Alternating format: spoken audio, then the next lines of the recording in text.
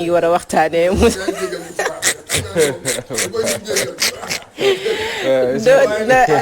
non dinañ ko baal. téléspectateur yi comprendre. dama sëñ ba fees wax dëgg yàlla wax bi dina jafe lool li nga wax lool Fabel. luñ nar a yaatal mooy Moustapha Cissé Lo xam nga ne temps yi dafa am ay audio yu génn. wax ay wax yu ñagas ñàkki teggin yool yoo xam ne moom moo ko yëkkati. jëme ko ci ñenn ci ay waa partem man nag dama jàpp ne saagante déjà pour man lu ñàkk fayda la. et que saaga warul am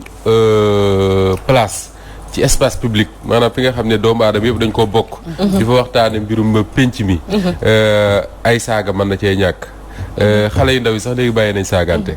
mais ci mbir mi également dama jàpp ne ku ci mere Moustapha Cissé Lo da nga ko bëgg a tooñ. li tax ma wax ko mooy dama jàpp ne mbirum Moustapha Cissé Lo benn responsable dong la am mooy le président Macky Sall. lan moo tax parce que boo remonté bi Macky Sall génnee ci régime Ablaye Wade. dem ànd ak Moustapha Cissé Lo Alioune Badara Cissé. ku mel ne ñoom Moustapha Diakhaté ak ñu mel noonu. lii nga xam ne moom la président Macky Sall doon wax Sénégalais yi surtout époque boobu. moo di ne dafa jàppoon moom ne Ablaye Wade ak njabootam dañoo yàqate institution wu Sénégal. joxatuñ ko benn gëdd. Matar Ndiaye bu jóg ñu jël def ko ministre. moom mu jàppoon ne loolu dafa naxasal démocratie wu Sénégal. ñàkkal fayda ay institution moo tax mu ne woon. dina teg ci Sénégal lu mu tuddee une gouvernance sobre et vertueuse mooy gouvernance bu rafet mais également ñu koy teg ci dëgg ak yoon ba pare wax ne dina joxaat institution wu Sénégal crédibilité am institution wu Sénégal mooy assemblée nationale présidence de la république les institutions judiciaires ak yeneen mu ne dina leen joxaat seen gëdd teewul de bi mu nekkee président moom Macky Sall xam na kan mooy Moustapha Cissé Lo parce que gis na ko ci régime Diouf gis na ko ci régime Wade ànd na ak moom wër Sénégal xamante nañ bu baax mais teewul mu jël ko def ko vice président wu assemblée nationale du Sénégal. loolu doyul mu def ko président parlement wu CEDEAO nga xam ne réew yi nekk ci suñu gox bi yëpp ñoo ci ànd. am benn assemblée mu def ko président ba moom Macky Sall. te bi mu ko koy def. Moustapha Cissé Lo jamono jooju mi ngi yëkkati ay saagay ndey di ko dagg jëmale ci ay homme politique jëmale ci ay sëriñ boo demee Touba danañ la ne sëriñ diw Moustapha Cissé Lo dagg na fi saaga jëmale ci ñoom ñëpp di dégg président Macky Sall mosu cee def dara mosu cee jéem dara bien au contraire bi ñu ko ci interpellé benn yoon daf ne Moustapha Lo sama xarit la xamante nañ nit ñi ay yi ñuy wax ne ay montage la ay fake news la et cetera mais tey li waral coow li mooy dafa saaga si seen biir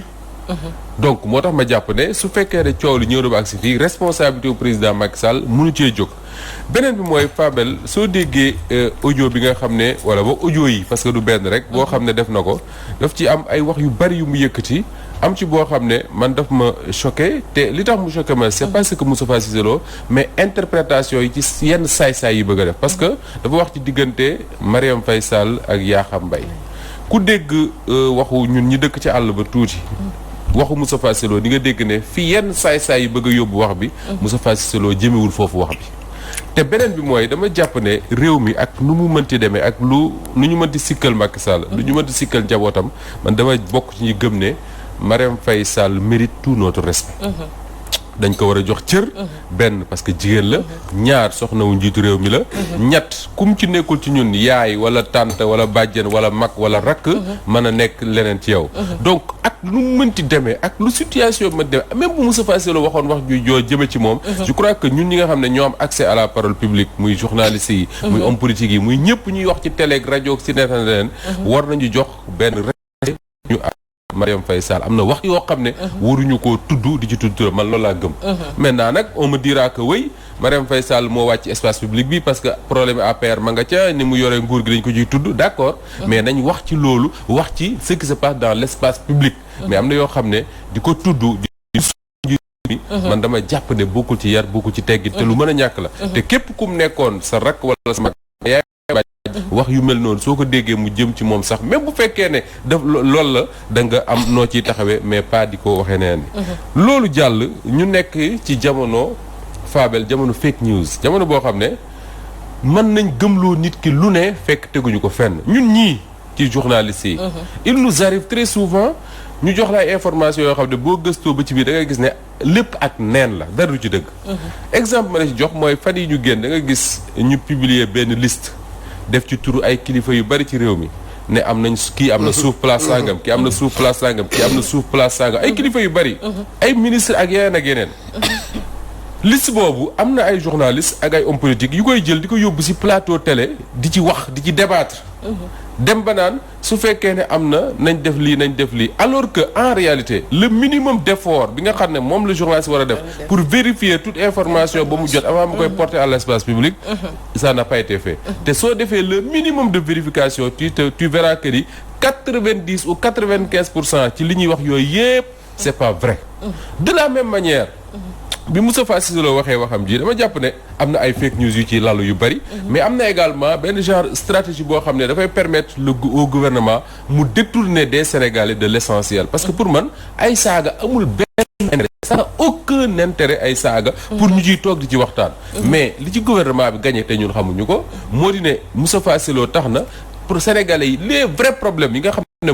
ko waxtaane ñu bàyyi ko di waxtaane yu ñàkk fayda naan aka mën a saaga sax maa ngi lay dégg nga naan saaga yi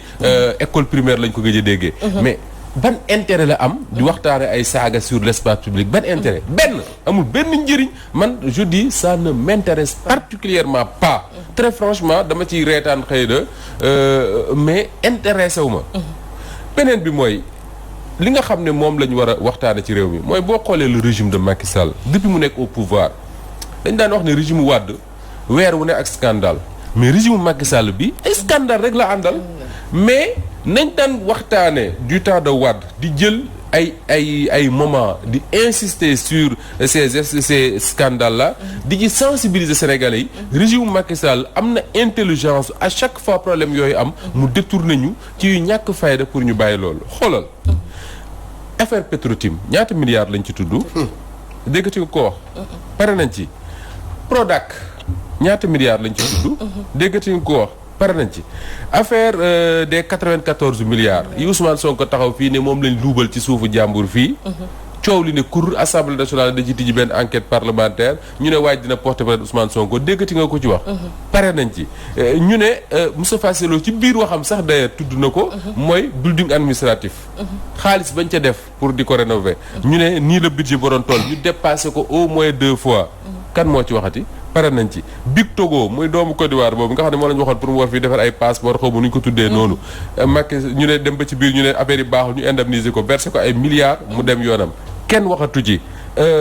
fii la Moustapha Cissé Lo mii ñuy waxtaan taxaw ne Sénégal kilifa yi ñu ci ëpp ay trafiquants de drogue lañ te bu ko procureur moo woowee mu wax ne diw ak diw ak diw ci lañ bokk kan nga dégg mu woo ko kenn woowu ko pare nañ ci ñu jël Bougazeli député Assemblée nationale du Sénégal représentant du peuple sénégalais ñu tudd ko ci affaire trafic de billets sur des milliards de francs CFA yóbbu prison may nañ ko liberté provisoire mi ngi këram ak yeneen boo ko toppee doo ci jóg man pour man l'essentiel du débat doit tourner sur ces questions-là également les questions sociales parce que mbas mi ñuy dund nii saagay Moustapha Cissé Lo tax na nit ñi waxatuñ sax ci yu mel noonu nit ñi problème bu dund gi ci réew mi courant bu gën a cher ndox mu gën a cher dund gu gën a cher les gens ne parlent même plus de ça bëgg ñu tympaniser rajo yeeg télé yi tey ñu jox Moustapha Cissé Lo ëllëg ñu jox Yakham Mbaye ëllëg jox Farba Ngom moi je dis très souvent que ni je n'ai rien contre certaines personnes mais man du ma toog di jël sama micro di ko dékk doomu aadama muy daggal saaga ndey Cheikh Tidiane Gomis wala Fanta wala keneen am naa vraiment leneen lu ma consacré sama temps lu dul di def loolu donc encore une fois saaga yi amul benn njëriñ beneen bi mooy am na respect bu ñu war a ameel nit ñi ba ba leen ak waxal leneen lu dul ay saagante yeneen yi mooy cour n'essaie de faire tout ñun ñi ne ci presse ak même homme politique yi parce que ñoom dañuy tomber souvent sur ces fake news là da ngay gis un homme politique jël benn dossier yore ko di ci wax alors que yow le minimum d'enquête gëstu bu ndaw soo ko defee ci biir xam ne kii nga jàkkaarloo cet homme politique là pour lequel da nga am énormément de respect li muy wax xamu ci dara Cheikh Tidiane mën na ko vérifier pendant le mois de Ramadan man ak moom on a beaucoup travaillé sur certains dossiers yoo xam ne moom la ñu gars yi di coow fii mais boo ci gëstoo téléphone rek jël waxtaan ak les différents acteurs tu te rends compte que bari na ñoo xam ne ci Sénégal journaliste homme politique ak ñeneen ñuy prononcé wu ci ay questions ay scandale wala leneen di ci werante ba ñàkkatooy xib te en réalité xamuñu ci dara et malheureusement ñuy dund ci benn réew boo xam ne ñi ci bari ñoo ak sama tàntaayam dañuy am connexion wifi mën a toog ci seen téléphone di xool tey nga dégg Moustapha Cissé Lo nga wax ëllëg nga dégg Cheikh Tidiane Gomis mu wax ëllëg nga dégg Fanta mu wax te loo dégg gëm ko alors que soo defee un peu de recherche di nga xam ne 90 à 95% voire plus de ce qui se dit sur les réseaux sociaux li ci ëpp c'est pas vrai c'est des gens yoo xam ne xamuñu dara ci li ñuy wax mais parce que simplement kii neexu leen wala kële neexu leen mën nañ teg ci daram na pour man ça n'a aucun intérêt ma jeexal ci lenn mooy responsabilité bi nga xam ne moom moo engagé chaque journaliste moom moo engagé chaque nit boo xam ne am nga possibilité di liggéey ci média ak média bu mënti doon mooy ay saaga képp koy teg ci télé rajo site internet wala fu mu mënti doon ka saaga fu ñu ko jàppee yow dañ la fay jàpp yow waaw c'est que man li may wax moom mooy dans cette affaire là Moussa bosse na ko un peu dans cette affaire là man je me demande bu ñu nekkoon ci pays boo xam ne pays bu organisé kon tey jii moom c'est un élu du peuple oui xam nga luy kii de yoon da koy woo parce que joxe na information oui c'est le plus important c'est ça doo dégg loolu saaga yi mooy joxe na information c'est le plus important information boo xam ne ñun dinañu xam ñun lii ak lii naka lañ ko defee yaa ça gis nga man loolu la tey jii man procureur bu ma koy déggee ci leneen man ci yu mel nii gis nga bu doon France wala beneen dëkk nii xoola xam la ñuy def non procureur ben jël na beneen juge ne ko acca topp acca woo ko acca nañu wax léegi nag bu baax nañu xam ndax li muy wax am na wala amul parce que bu dee ba tudd ji ay affaires yoo xam ne vraiment que léeg ñun ñii te ñooñu muy tudd ñooñu ñu ngi ci di yore bokk ci gestion réew mi ah kon nag dañ leen wax a woo xam nga bu nekkoon sax bu newoon sax Cheikh Tidiane Gomis jël na fa leen nangam xam nga Cheikh Tidiane Gomis moom Walfadjri rek la waaye ñi mu tudd ñooñu dañoo nekk ci gouvernement bi kon nag dañoo laal xaalisu askan wi ñooñu dañoo war a ñëw ñu woo leen wax ak ñoom te ki ko tudd c'est pas n'importe qui député la comme ni nga ko waxee vice-président wu assemblée nationale ancien président du parlement de la CEDEAO donc man dama fi ma tooree dama naan kii am na lu mu xam te Moustapha Cissé Lo bokk ci koo xam ne lu mu wax je ne sais pas ba xam di ngeen def attention ci waxam lu mu wax soo ko laajee te daan la maa ko wax bii audio yu génnee ñu naan montage daak affaire yooyu dafa def beneen ne du montage man maa leen saaga mu leer nañ quand il a dit que ni bari na fi ay kilifa yoo xam ne dañuy laal ci trafic de drogue ak yu demee noonu lan la ci teg na ma procureur woo su ma woowee ma wax ko ba léegi kenn woowu ko alors gis nga comme dit Cheikh Tidiane gis nga am na réew yoo xam ne waxuma nit ku nekk ci niveau de responsabilité wu Moustapha Cissé Lo mais un journaliste rek su waxee yu mel noonu dañ koy convoquer non pas pour tëj ko wala leen mais pour mu wax fan la ko jëlee parce que début wu piste la début wu enquête la mais là rien n'est fait et on veut déplacer le débat indi ko ci ay politique man j'ai été choqué d'entendre certaines personnes ñu ne oui le bureau de l'Assemblée nationale réunir la lan la bureau de l'Assemblée nationale lan moo yoonam ci ay saagante diggante Moustapha Cissé Lo Farba Ngom Macky Sall lan moo ciy seen yoon dañoo ridicule en vérité am na ñu ne le bureau de l'Assemblée nationale ne s'est jamais réuni pour def communiqué boobu ñu def beneen feneen la ñu jaar def seen affaire yooyu donc ci beneen néeg lañ toog oui ci benn néeg lañ toog wala wootante téléphone yu demee noonu alors muy lekk le manque de sérieux bi nga xam ne parfois moom mooy caractériser la classe politique au Sénégal parce que pour man manque de sérieux mënul weesu un homme politique de la dimension de Moustapha Cissé Lo ngay saaga ay ndey manque de sérieux mënul wees des institutions comme l'Assemblée nationale fi ñu leen war a teg ñuy nekk ci ay affaire saaga yi ñu naan ci dañuy def motion de soutien motion de xawma la ak affaire yooyu motion de tapale pour man ñàkkal sa bopp solo mënul weesu loolu ñàkkal sa bopp solo mënul weesu nekk un homme politique d'une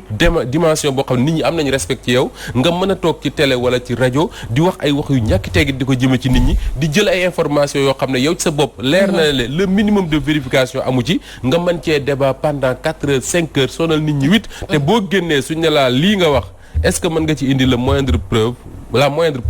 mënul nekk. te et puis sax dama la ci yokk. donc il faut que ñu qu'on soit plus vigoureux avec nous-mêmes. à commencer par man sama bopp. mais également qu'on soit plus man damay wax très souvent di ko tooñee. man amu benn yërmande ci un homme politique sénégalais. façon wax la. mais li tax ma koy wax très souvent mooy ñoom ñoo choisir ne dañ ñoo bëgg a jiite. man nag boo choisir ne da nga maa bëgg a jiite. damay exigeant ak yow. parfois même je dis damay soxor ak yow. nga nekk opposition nga nekk pouvoir loo ma wax. su ma ci tegul sama bët wala tegu ma ci sama baaraam na la leer dama la koy nangul rek jusqu'à preuve du contraire mais diggoo ma ko. mais dama la ci yokkal leneen sa ci xam nga Moustapha man nit day constant. absolument te xool leen Moustapha Cissé Lo man sax musuma kaa gis ni musuma kaa gis ni ci kii laa gis ni yàlla bi ma tiim musuma wax ak moom sax nii waaye dama ne Moustapha Cissé Lo comme Moustapha taju léegi naka la def ba bàyyi li mu dem ni fa ko noonu la mel ba léegi di wax bu doon nekk ay tappale yoo xam ne ñooñu tey dañuy bleu ñu son ñooñu sax naa wax kon nag léegi nit kooku dimension boobu mu yore dégg xam ne ñoo xam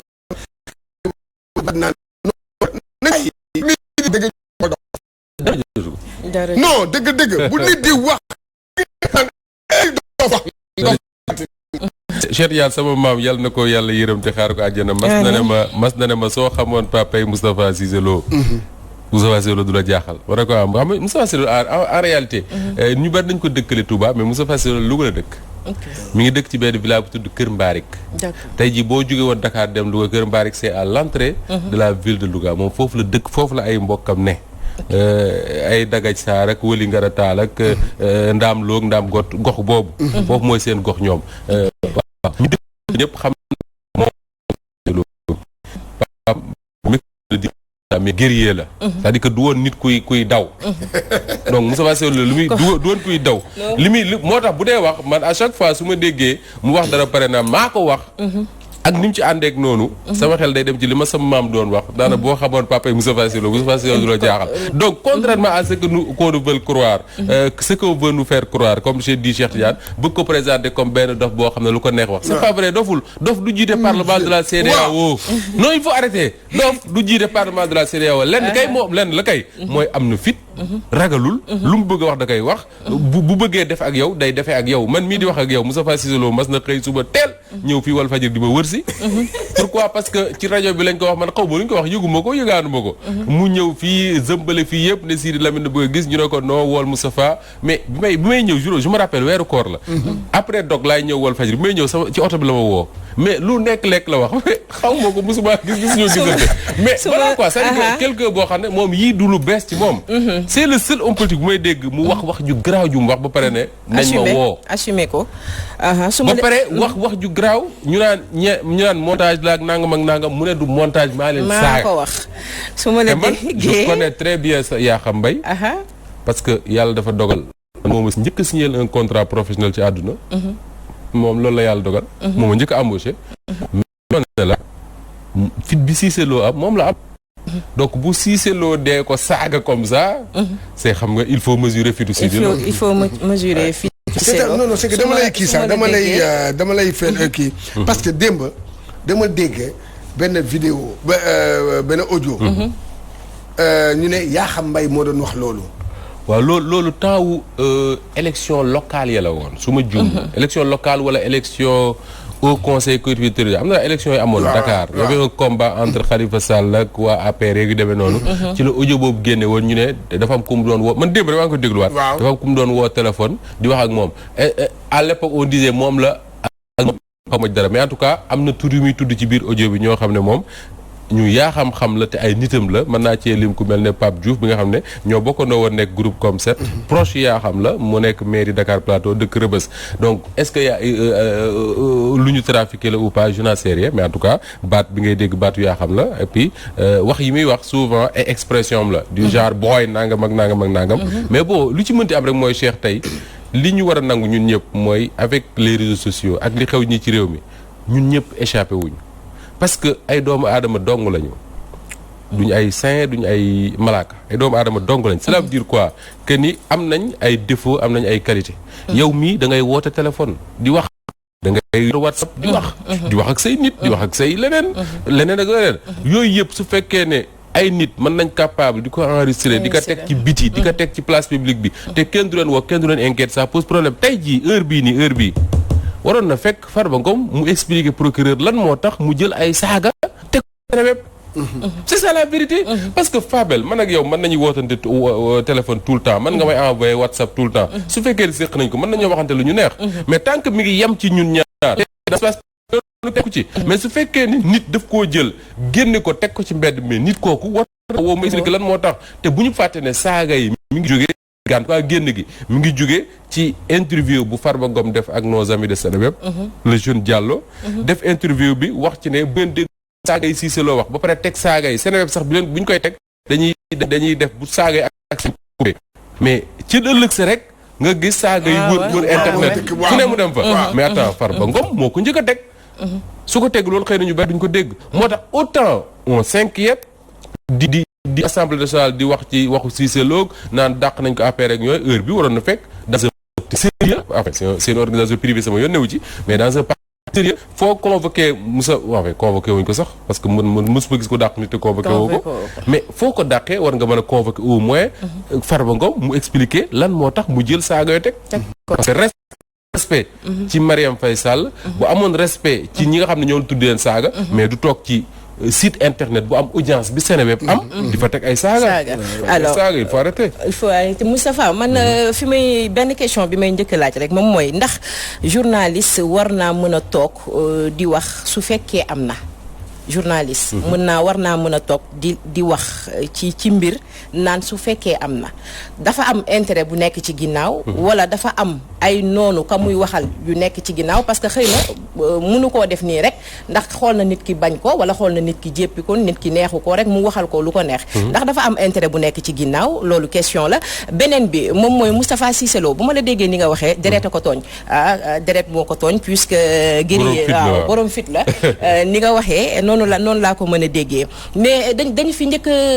dund ay saaga ci ki ñuy wax Penda bokkoon ci ñoom dund ay saaga mu partagé ko boole ko sénégalais yëpp bokk xëy na loolu buñ ci taxawoon jaar fa ñu waroon jaar teg ci daan yi ñu ci waroon teg xëy na bu leneen ñëwee sax ñu ne na deful li war wala nañ ci teg liñ ci war a teg mais dafa am yu bëri yoo xamante ne su fekkee ci seen biir la dañuy bàyyi mu jàll comme ni nga ko waxee sànq mais su fekkee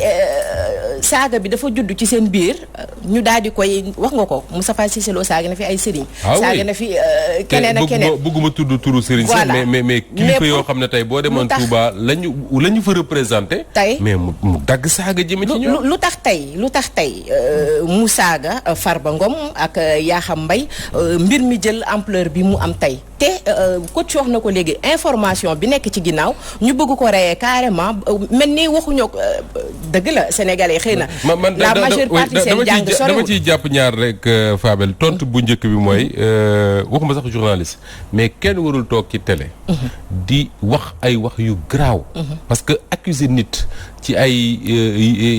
yenn scandale yi ba pare naan su fekkee ne dëgg la nañ def nangam ça c'est un problème sooy wax ci télé le minimum ak bu mu mënti doon le minimum mooy faire le minimum de vérification pour que au moins li ngay wax nga am foo ko teg man xëy na dinaa ko def xëy na dinaa toog wax ne bu fekkee ne nangam dëgg la war nañ ci nangam mais warul ak ku mati doon surtout nag parce que li tax ma wax ko mooy liste boobu ñu circulé parce que man liste bi am naa ko ñeneen am nañ ko benn liste bu ñu def wax ne ñii c'est des responsables du régime am nañ suuf fii am nañ suuf fii am nañ suuf fii am nañ ku ci tudd koo xam ne man sans boobu je me suis amusé à vérifier ba xam mais li ma ci xam mooy fañ koy wax dafa la am suuf mosu fa teg tànkam il ne connaît même pas mosu fa teg tànkam donc dama ne à partir de ce moment là su fekkee ne yooyu am na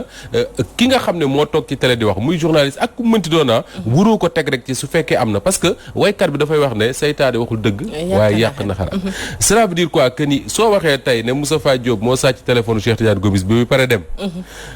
xëy na ëllëg mën naa ñëw ma amaat occasion ne sàcc ma ko wala Cheikh Tidiane ñëw ne non sama téléphone Moustapha mosu ko sàcc mais forcément da nga trouver ay nit yoo xam ne dañ naan non Cheikh Tidiane daf ko rus rek wala non entre ñoom la mais moo ko sàcc c'est ça le problème moo tax Seyni Diop dafa ko wax barki dem war nañ def attention quand même que ni lépp lu ñuy wax rek ñu xam ne après tout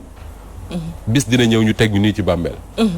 mënul ñàkk te loo ci wax di koo ci tooñ da ngeen layoo yéen ñaar pour man loolu moo gën a am solo lépp li ñuy wax ci éthique ak déontologie ak tout ce qu'on veut beneen bi mooy su Moustapha Cissé Lo kenn avant moom ay jigéen ñëw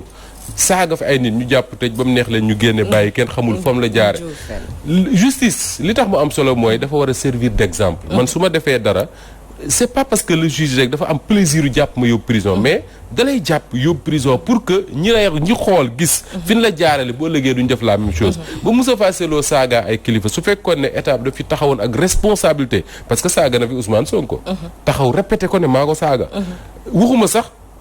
waxuma sax ñu sanctionné ko ci loolu mais bu fekkoon ne le régime wala le pouvoir de Macky wala Macky Sall si boppam amoon na occasion au détour benn intrigue wala yu demee noonu rek mu ne je condamne les insultes de Moustapha Cissé Lo contre Ousmane Sonko parce que même bu dee sama adversaire du sama noonu ñoo bokk Sénégal wala ba mu saaga kilifa ca Touba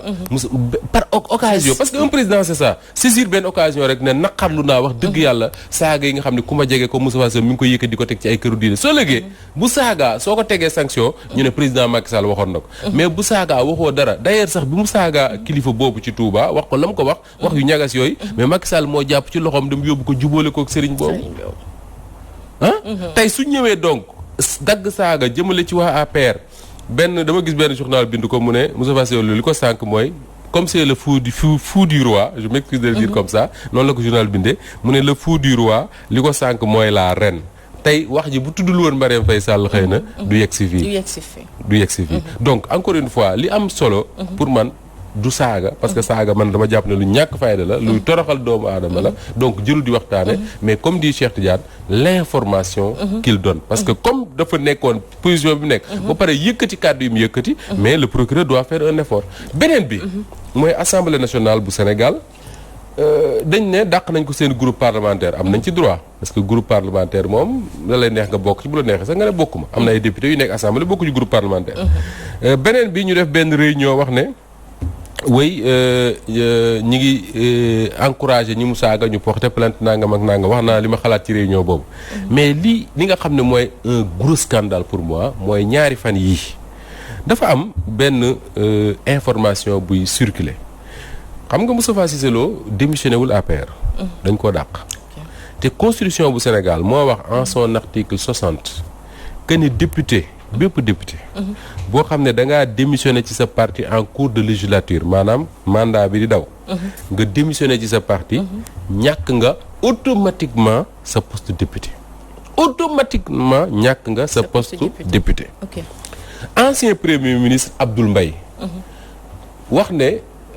bind sax ne constitution bu Sénégal boobu article 60 boobu nga xam ne ñun ñëpp moom lañ gis dem voté ko Sénégal yëpp jàpp ne loolu mooy seen constitution mu ne article 60 boobu soo demee ci site président de la République dañ koo soppi te loolu c'est un gros scandale dañ koo soppi doo fi nekk naan su fekkee ne loolu c'est un gros scandale man sama bopp damaa def ni ñëpp def mooy lien boobu ma cliquer ci boo ci cliquer daf lay renvoyer ci article bi kii di wax nu mu tudd Abdoul Mbaye ku mel ne Ngouda Mboup constitutionnaliste dégg naa ko mu wax ci TFM ne il a fait la même chose mu renvoyé ko fi Abdoul Mbaye di wax man je l'ai fait ku mel ne Issa Tine mi ngi may dégg si sama rédaction la bokk il l'a fait ku mel ne Doudou Wade ancien président du groupe de l'Assemblée nationale il l'a fait yeneen journalistes ils l'ont fait mais ñi ma tudd mooy ñi nga xam ne leer na man def nañ ko parce que waxtaan daa ceeg ñoom article boobu boo ci demee Fabel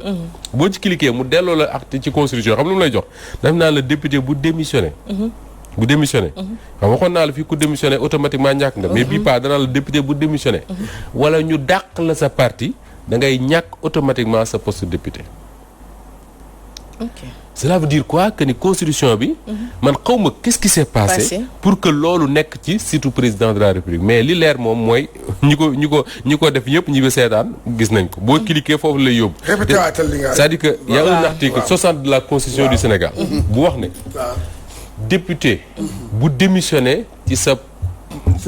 parti maanaam tey Fabel bokk PDS PDS fal ko député mu dem ba ci biir mu ne démissionné naa bokkatuma PDS dafay ñàkk automatiquement poste député dëgg la je crois mais am na ku PDS ku fa jël mandaam temps yi Madické Niang bi mu démissionné PDS dañu jël mandaam jox ko Toussaint Manga. ok non Toussaint Manga mandat Wade la yore. am na daal kuñ jox mandat. mais léegi article boobu mooy bi nga xam ne ñun ñëpp moom lañ xam. ñun ñëpp moom lañ voté. boobu lañu xam. moom la ci constitution. mais depuis bërki démb ak démb laa ne la. le premier ministre Abdoul Mbaye dafa wax ne article boobu. soppeeku na te soppeeku ko Sénégalais yi voté wuñ ko yëguñu ko mais ñu ne lu tax ñu soppeeku mu ne nu ñu koy waxee sax lien bii. xëy na su ma amoon machine ma def ko fii léegi lien bii mu def nii soo ci cliquer dina la yóbbu ci site président de la république nga gis fa même constitution bi ak même article 460 bi sauf que article 60 bi nga xam ne moo nekk foofu dafa wuute ak article 60 bi ñuy voté parce que article 60 boobu danaan député bu démissionné sa parti mooy bi bële waxoon ñàkk nga sa mandat député waaye daf cee yokk ne député bu démissionné sa parti wala ñu dàq la ci sa parti moment bi nga yoree mandat wu député mandat boobu ñàkk nga ko loolu sénégalais yi mosuñu ko voté moo tax ma ne dafa nekk ci responsabilité wu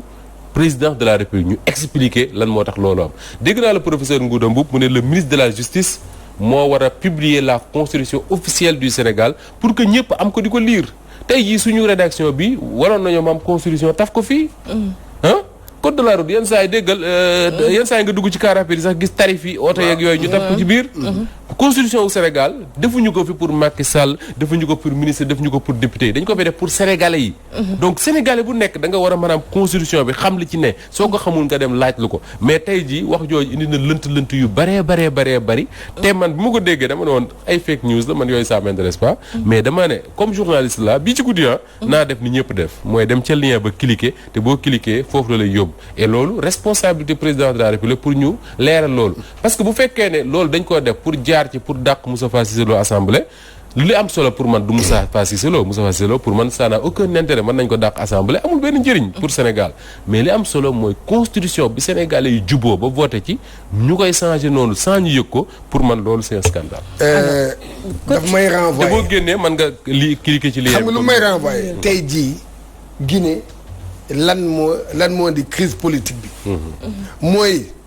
référendum bi Alpha bi kii. constitution bi Alpha Condé yóbbu woon référendum. waaw ñu voté ko dégg nga boobu ñu jël yóbbu ko. gars yi voté. ñu ne oui. ñu jël constitution boobu. dégg nga léegi xam voté nañ ko ba pare. xam nga kon loolu la. loolu ñu voté loolu peuple bi ne voilà d'accord bii la. waaye nag boobu. gars yi jël ko changé ci 26 articles. 26 articles. Guinée waaw maa déglu débat bi. alors RFI gars yi teg nga Charles mi ngi publier nii je crois que la constitution du Sénégal. mais lii dañ ko war a officialiser c'est-à-dire que mu nekk officiel ñëpp am ko xam ko suñu gisoon peut-être l'article 60 parce que man samay bët temps yi dafa mel dafa am nu mu demee. mais suñu gisoon l'article 60 xëy na dinañ xam exactement ce que ça dit mais li ma gis rek mooy li ma bind fii parce que bii ci guddi laa ko gis. moo ma taxee guddee tëdd démb. mooy l'article 60 bi nga xam ne moom la Sénégalais yi voté qui dit tout député qui démissionne de son parti en cours de législature est automatiquement déchu de son mandat soo cliquer ci lien bi Abdoul Mbaye def ci page Facebook am daf lay wax ne da lay yóbbu ci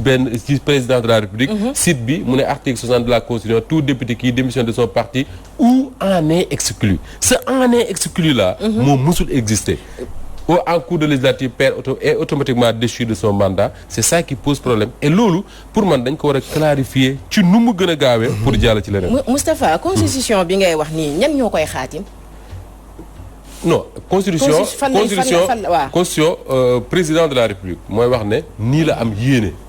d'accord. constitution au Sénégal mel. Wade l'avait fait. Diouf l'avait fait Senghor l'avait fait. su ko defee pare moom mënul bind constitution ay juristes la ñuy woo. mooy ñi mag sa ñi Abdoulaye Wade daan woo ay tailleur. ñoom la ñuy woo ñu bind constitution bi ne nii ak nii la war a mel ñu jël constitution boobu yóbbu ko référendum jox ko Sénégalais ku nekk voté ñii ne oui ñii ne non. su wii bi gagné ñu ne lii mooy constitution bi ne nii la réew miy doxee képp ku ci war a soppi virgule dafa am procédure yu ñu prévoir pour changer ko soit assemblée nationale soit ñu woote waat référendum y a tout un arsenal prévu pour ça mais kenn mënu ko changer te loolu amul parce que man président de la république amul droit toog ci néegam bind ci constitution bi phrase wala mu dind ci virgule wala point amu ci droit parce que man su may jàngat dama naan ñun amuñu problème mu régime amuñu problème mu régime mais problème mu état la ñu am. problème mu état la ñu am parce que régime yi fi ne jaar yëpp booy xool tout le temps même problème yi ngay yëkkati. est-ce que xam nga état bu organisé la ñu am. Sénégal état bu organisé administration bu organisé la ñu am xam la mooy le problème. lan mooy problème bi mooy ñiy animer état. parce que état du ab bâtiment de. non ay nit la. c'est-à-dire que Walfadjri gii ni ñu ko tabaxee nii mu nekk miir. su fi nit ñi nekkul woon. du amal kenn njëriñ. c'est clair. donc état il faut nit ña ca nekk. di ko incarner parce que état nit da koy incarner. après mu jóge fa keneen ñëw incarner ko. nit ñi koy incarner moo pose problème parce que Sénégal ni ay autorités meloon sous Senghor. bokkul ak ni ay autorités mel sous Diouf. bokkul ak ni ay autorités mel sous Macky Sall. bokkul ak ni autorités mel sous. Wade xam nga bi Senghor di nekk président jusqu'à Diouf am na loo xam ne ministre boo ko daan dégg am na foo koy teg bi Wade nekkee président d'ailleurs bokkoon na ci ko daan way Wade moo fi jël ay Farba Senghor def président et cetera ñu naan fonction wu ministre wala boog titre ministre mi ngi perte valeur am mais tey ñu dem ba léegi am un vice-président de l'Assemblée buy xotti comme ni mu koy waxee di xottil ñëpp mais ça pose problème. di saaga saaga primaire. d'ailleurs sama benn mbokk ndeysaan Ama Dieng benn journaliste bu baax bu nekk Louga nee na ma le père de Moustapha Cissé Lo s'appelait El Hadji Alioune Lo. il a défié Senghor. le père de Moustapha Cissé Lo El Hadji Alioune Lo il a défié Senghor. donc su Moustapha Cissé Lo dee défier ce régime là comme dit Fabel deret ko tooñ. deret ko tooñ te wax nga dëgg. El Hadji Alioune Lo tur boobu laa doon seet sax ba léegi Ama merci à toi. Ama Dieng boobu ak Ama mu ne effectivement El Hadji Alioune Lo la tuddoon. il a défié Senghor parce que moom it responsable politique la woon. bu parti socialiste. dans la région de Diourbel parce que moment boobu je crois région Louga ci région wu Diourbel la bokkoon. alors jërëjëf Moustapha ñu ngi ñuy wax ne ñu waxtu wi jeex na. jërëjëf Fabel ñu ngi lay jaajëfal bu baax a baax. di lay jaajëfal bu baax yow tamit di jégalu ñu doon seetaan parce que tey soj mee ma sonal voilà. kon baax na alhamdulilah. non feeñul vraiment. alors ñu nuyu ganu Fanta bi laata ñuy dellu régie Fanta ñu bàyyi la nga nuyoo ak sa gan dafa mel ni mi ngi doog a agsi. waaw yaa Seyda nuyul téléspectateurs yi. dafa mel na xaw a tardé tuuti. waa gis nga waaw yaayu